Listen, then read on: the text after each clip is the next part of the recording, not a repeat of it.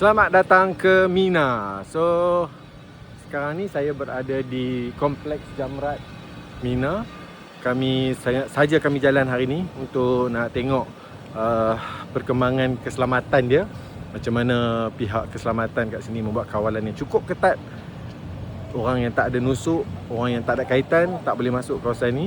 Kereta memang tak boleh masuk terus sebab hanya kereta yang berdaftar sahaja boleh masuk.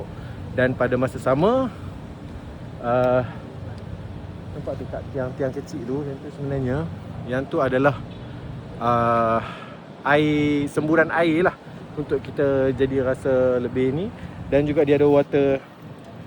Panas. Okey, sekejap, air dia dah sejuk. Air dia pun panas. Okey, sebab cuaca panas kan. Tapi air dia lah, tekan lama sikit tu dia akan keluar lah air sejuk. Jadi kita akan kurang 30 jam, kurang 40 jam lagi kita akan memulakan wukuf di Arafah. InsyaAllah saya akan cuba bagi perkembangan dari masa ke masa, bagaimana pergerakan jemaah haji Malaysia dan pergerakan jemaah haji dunia sepanjang musim haji tahun ini. Follow, okay?